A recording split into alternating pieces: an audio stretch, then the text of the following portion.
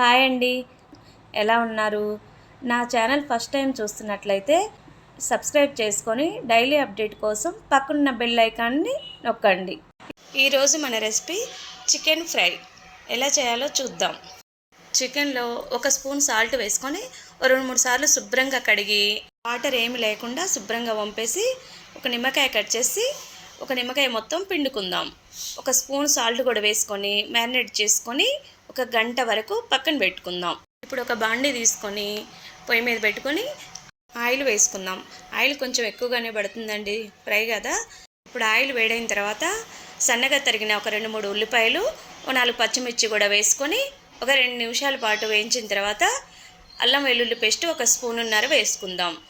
2-3 నిమిషాలు వేయించుకొని కొంచెం పుదీనా కూడా వేసుకుందాం. ఒక 1/2 టీ స్పూన్ పసుపు కూడా వేసుకొని గంట ముందు మ్యారినేట్ చేసి పెట్టుకున్న చికెన్ కూడా వేసుకుందాము. ఒకసారి కలుపుకొని మూత పెట్టుకుందాం.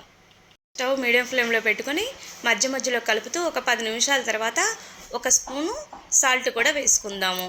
సాల్ట్ కూడా వేసుకున్నాం కదండి, వాటర్ శాతం ఎక్కువ వస్తుంది, ముక్క త్వరగా ఉడుకుతుంది. ఇప్పుడు 10 నిమిషాల తర్వాత 1 కప్పు పెరుగు బాగా మెత్తగా చిలుక్కొని వేసుకుందాము.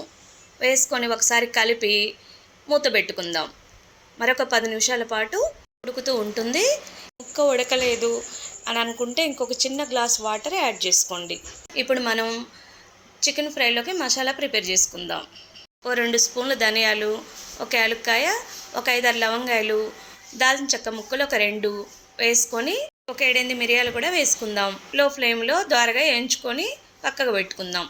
చల్లారిన తర్వాత మిక్సీ పట్టుకుందాం. చికెన్ ఒకసారి కలుపుకొని ముక్క ఉడికిందో లేదో చూసుకొని 70% ఉడికిన తర్వాత ఇప్పుడు ఒక 2 స్పూన్ల కారం వేసుకొని మనం పట్టి ఉంచుకున్న మసాలా పౌడర్ కూడా వేసుకొని మనం ఇందాక సాల్ట్ కొంచెమే వేసుకున్నాం కదండి, చూసుకొని రుచికి తగినంతగా వేసుకొని ఒకసారి మొత్తం కలిపి మూత పెట్టుకుందాం.